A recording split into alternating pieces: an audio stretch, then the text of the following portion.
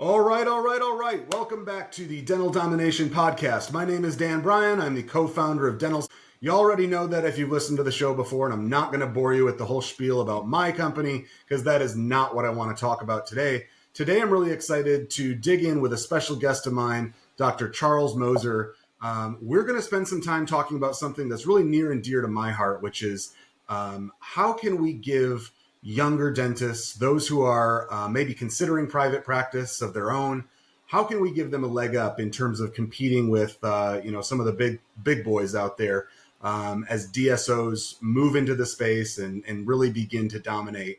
It's going to take a special kind of leader, a special kind of dentist to really take that on and continue to build thriving private practices. And so I'm so excited to have you here, Dr. Moser. Thank you so much for taking the time today. By word of introduction, just a few notes here, and then I'm going to kick it over to you to talk a little bit more about yourself. But Dr. Moser is educated as a dentist, so be careful. He knows what to do with sharp things in his hands. He's also an executive coach, though, and a consultant to dentists and dental teams, and is the founder of Blue Horse Personal Development, leadership and coaching, and also founder and partner of a really cool organization I want to talk about at the end called Dental Science Alliance, or DSA. So without further ado, no one likes listening to me talk. They come here for the guests. So Dr. Moser, what can you tell us about yourself and how you got started in this journey? Well, yeah, it was the quintessential making lemonade out of lemons. I was a private practice dentist for 16 years, the only thing I ever wanted to do in my life, and injured my hand, had 3 locations.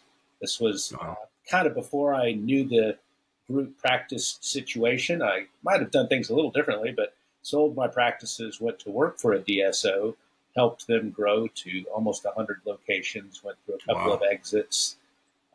Private equity, we were one of the first ones to bring in private equity in 2009, and was involved with the Dental Entrepreneur Organization for almost 5 years.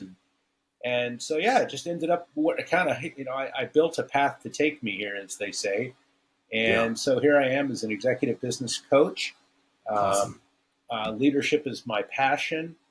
And, now I think what we're trying to do, similar to what you just mentioned, is make sure that the private practice clinician has a level playing field and a place where they can go and a place where they can get the information that they need so that they can do the thing that they love and went to dental school to do, and that is fix teeth and treat patients.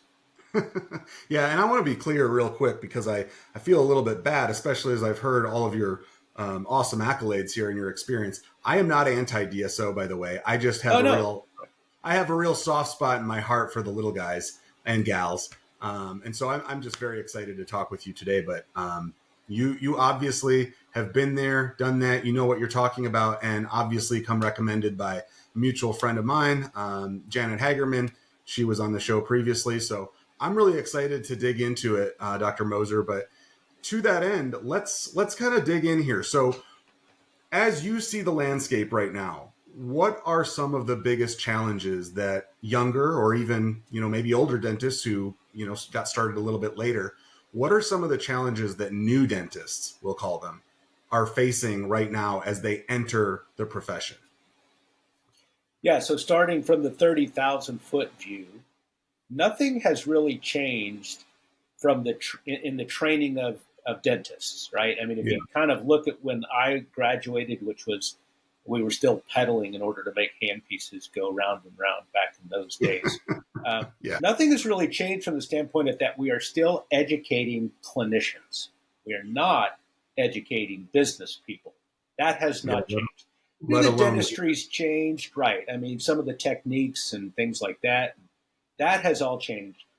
But the clinician is still graduating not knowing a darn thing about marketing, about HR, about running a small business, about leadership, about softwares, insurances. None of that has changed. Let's just not teach them too much about marketing because that'll put them out of business. Right. Well, and don't worry, they're not going to. They are not going to. What has changed is that when I graduated from dental school, I had less than $10,000 in debt. I had a partner that was making pretty good money. And so Yep. we could live on one income for the first 5 years of my practice and not have to worry about me making a dime. Yeah. The We other had a guy thing that has, we had a guy on the podcast a few episodes back, and he's a financial planner who works with younger dentists, and he said his average client now is right around 300K. and so if a clinician coming out of school or buys a practice like I did 2 years out of school, um, you you can't wait before you start making money, and Yeah. B, you cannot make a mistake that, God forbid, is going to cost you thousands of dollars by selecting someone other than Dentalscape to do their marketing, or selecting someone other than Blue Horse Personal Development to teach your team leadership. You Yeah. cannot go backwards. So Yeah. that's what I think has really changed, is the risk of being in practice right now because of the financial debt and the emotional debt that you're putting into this. That's what has changed. And then throw Yeah, on and top of that the competition for the new patient, I right was now as just going to well. ask you about competition. So you know, what would you say? What would you, if you were going to engage in some real straight talk with someone coming out of dental school today, and they say, I'm hell bent on starting my own practice and, doing the way, my dad or my mother did, or whatever it might be. What would you say to them about the competition that may be different than it was just a decade or two ago? Yeah, so I would say that it's not. It's Okay. not different than it. I mean, again, there's a lot of people out there that right now are just going, "Oh, that's an old guy talking." But what the competition has always been for the dollar, not for a dentist, right? We've always been competing for the discretionary spend, because Yeah. dentistry is a discretionary spend, frankly. Most of it does not hurt. Most of it is not an emergency. So when you talk about spending $1,000 for a crown versus $1,500 for a new iPhone, it's pretty simple what people are going to do, unless dentists can attach value, real value, to what we're providing for our patients. So I don't think clinicians are the competition for clinicians.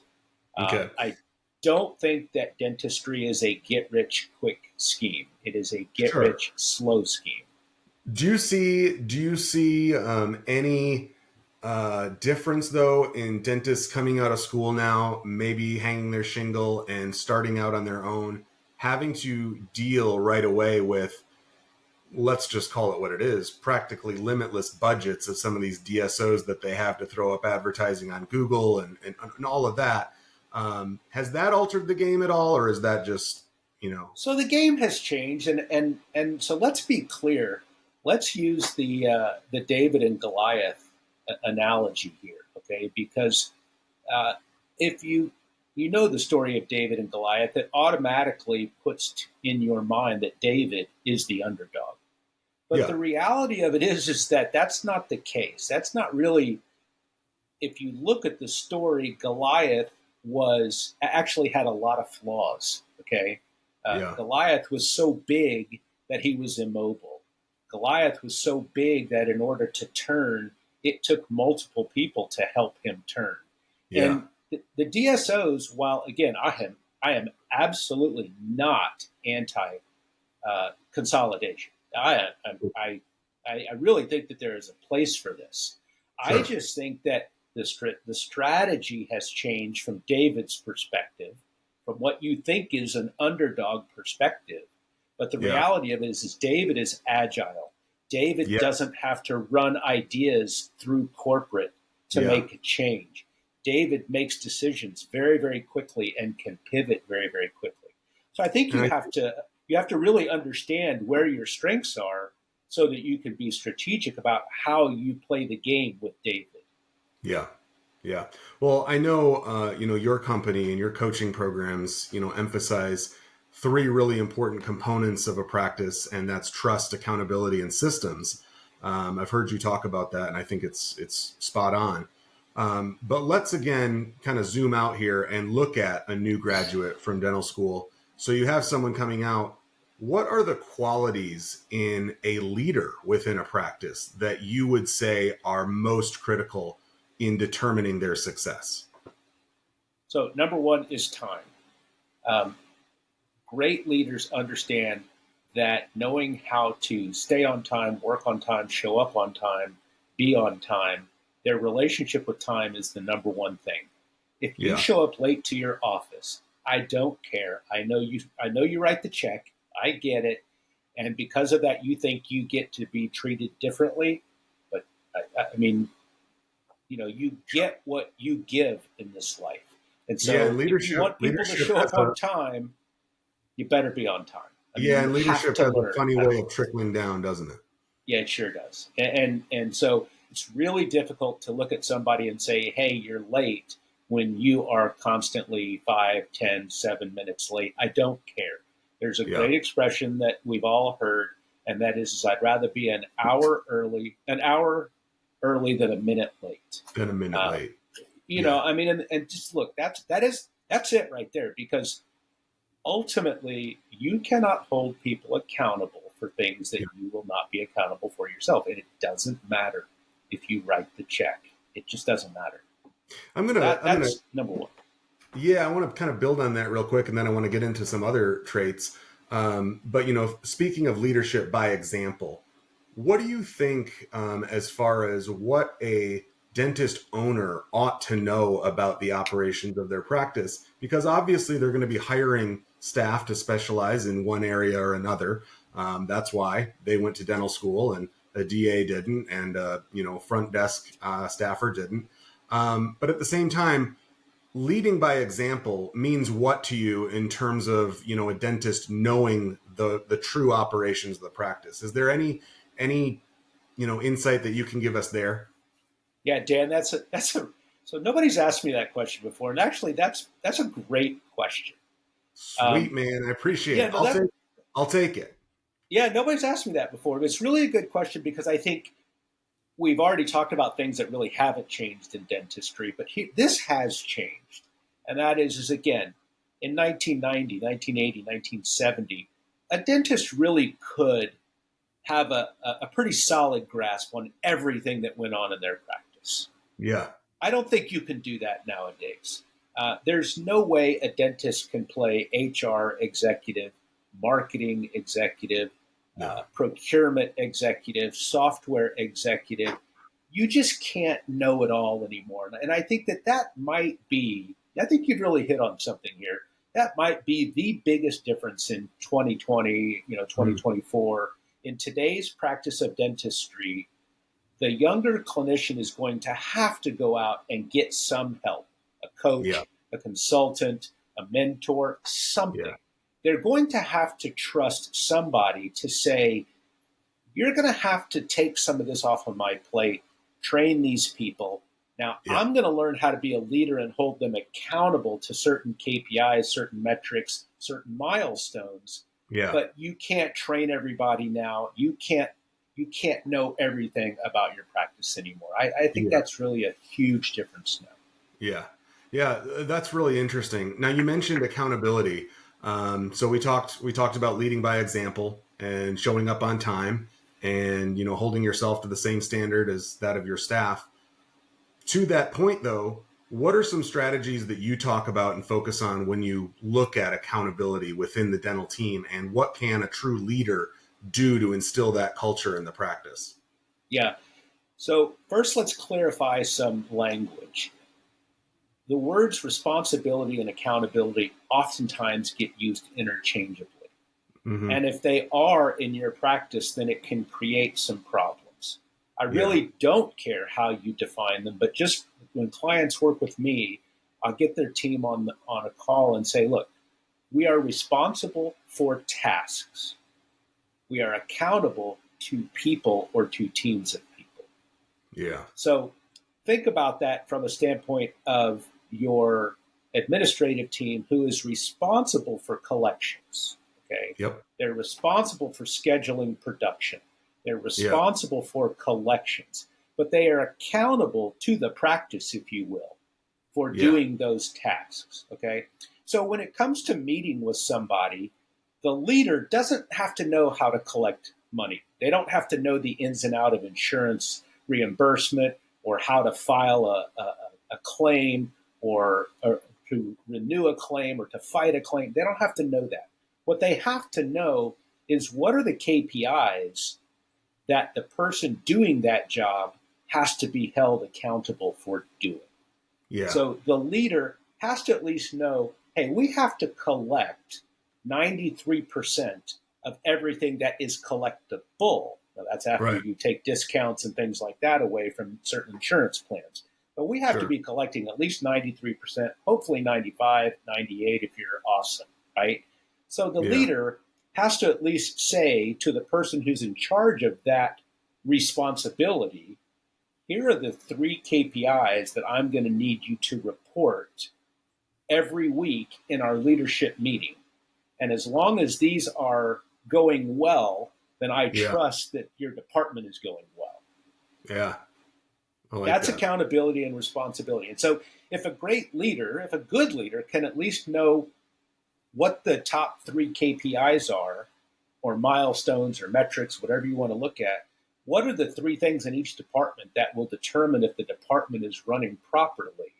Then Yeah. all you have to do is have those reported on. And then if those metrics aren't being hit, then a conversation ensues about have we changed the system? Have we moved away from this system?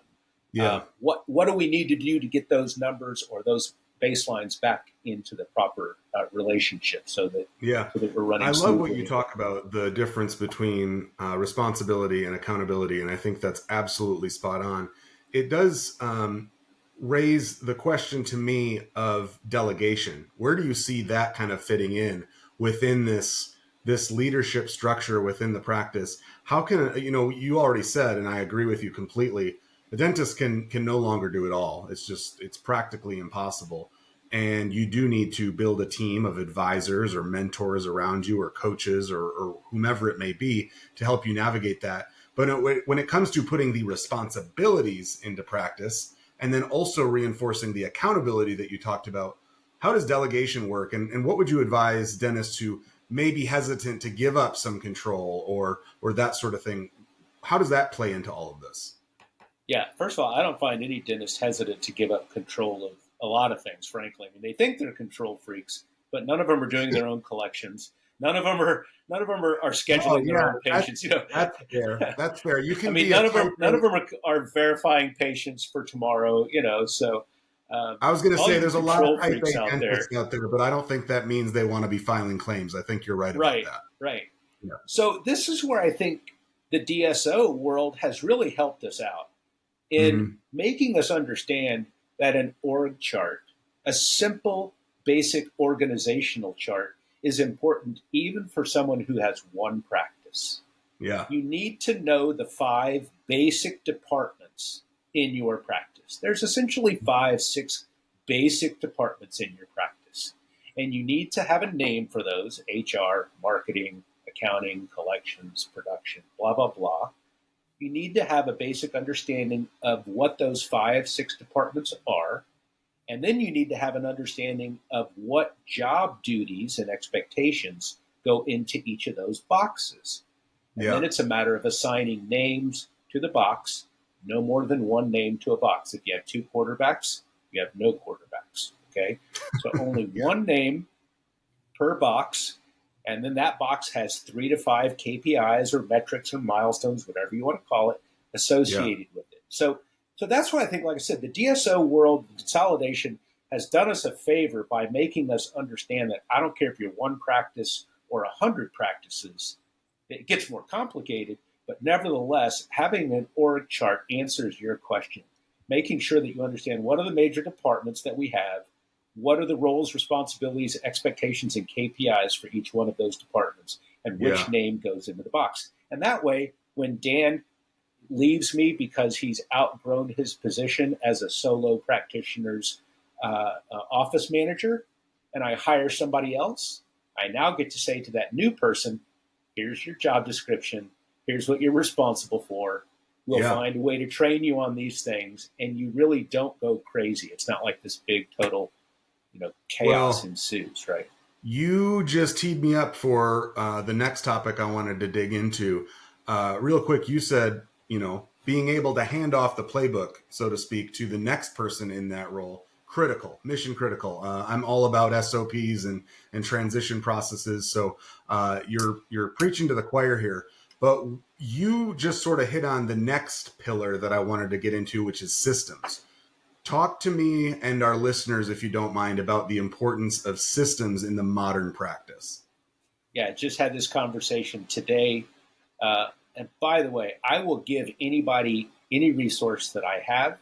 I have a systems playbook and I have a systems checklist. They are robust. They're not just little tiny one-pagers, okay? I'm happy to link to those in the show notes. So let's do that. I mean, I'm happy to give them away because, frankly, you can't do anything with them. You can read them. I can give you everything, right? And you really can't do much with it other than read it and get a basic understanding of it. But that's where it all starts. So systems. Okay. Step number one. Your team has to recognize and be told over and over and over again by the leader that it's okay for things to break if they followed a system that caused them to break. I cannot have Dan going rogue and not getting a result, because then I don't know what Dan did. But if Dan uses the system and doesn't get the result we want, then we know it's a systems problem and we can fix the system. Okay? So your team needs to understand, follow the system. Well, doctor, our system is like two things. Fine. Just follow the system, and then let's keep improving upon the system. Every week we'll add something to it. Every week we'll add something to it. But if you continue to go rogue on the system that we have and we don't get the outcomes we want, all I have to do then is say, well, you're screwing up. And it's easier to fix systems than it is people. Okay. So that's and they have to understand that it's okay to get the improper outcome as long as they're using the system. You have to empower them with that. Okay. So there's three reasons that people don't follow systems. It's really simple. Either they're bad people. Okay. Bad people don't follow systems. And what we do with bad people is we tell them, Dan, hey man, we're going to be friends. We're just not going to be coworkers anymore. Yeah. Okay. So that's what we do with bad people. The other reason people don't follow systems is because they're not trained properly on them. So what do? They revert back to the system that they knew best, which was the system that they were using at their other office, which was the system that the boss there couldn't get them to use, right? Yeah. Which is kind of ironic, right? Now they're using the system from their last job. And then the third reason that people don't follow systems because they don't buy into the system being better for them from an efficiency standpoint or better for their patient, client, or customer.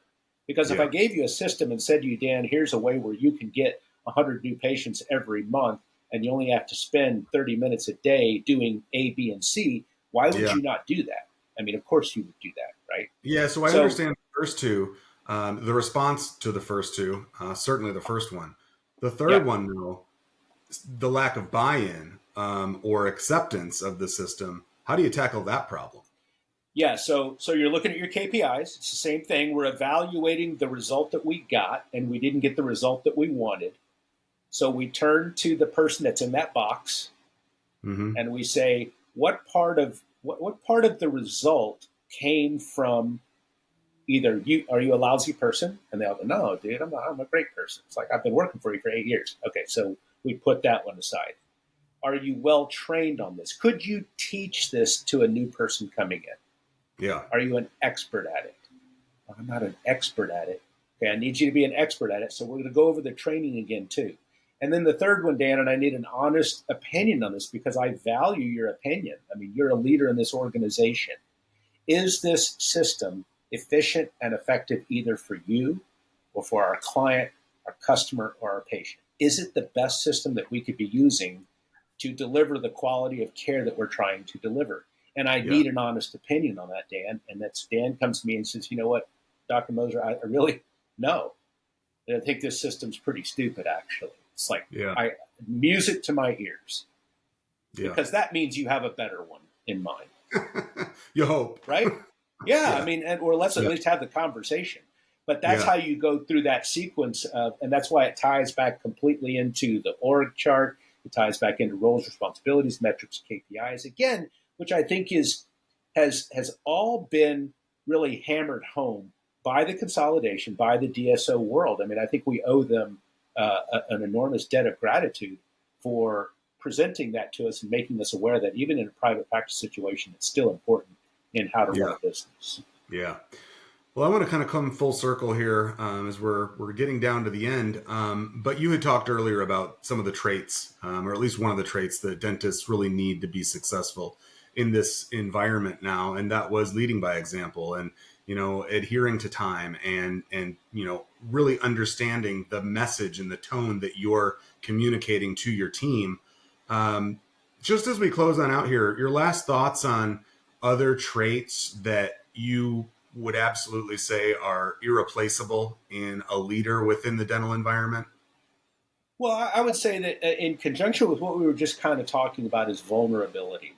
Nobody knows everything. Nobody can know everything. And nobody wants to work for a know-it-all.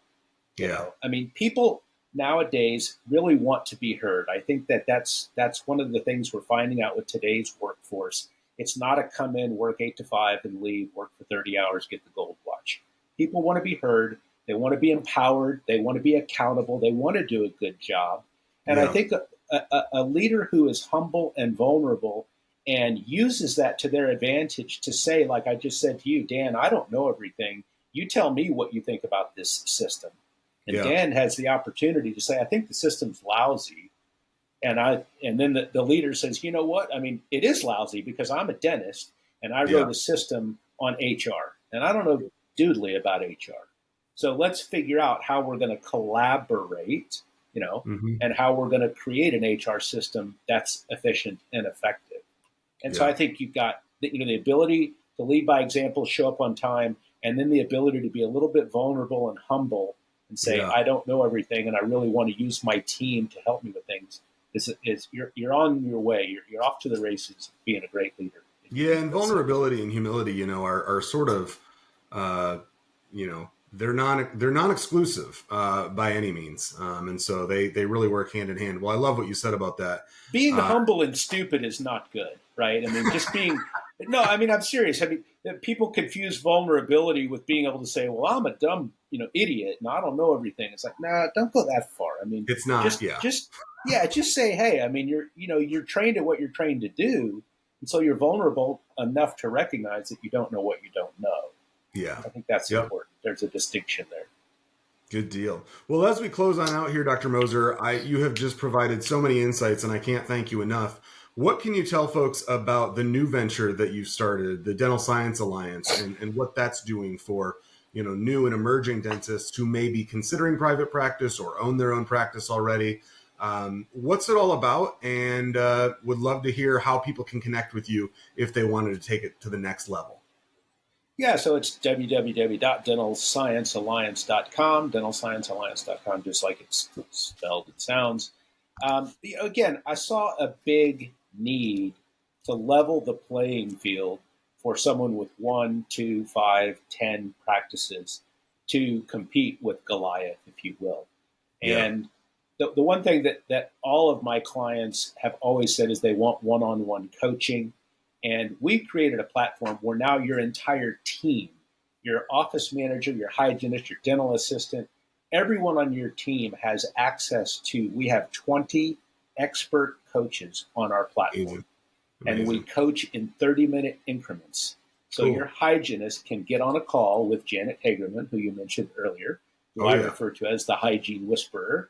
And you can have a 30-minute call with Janet about how to schedule effectively, efficiently, and create a profitable hygiene department.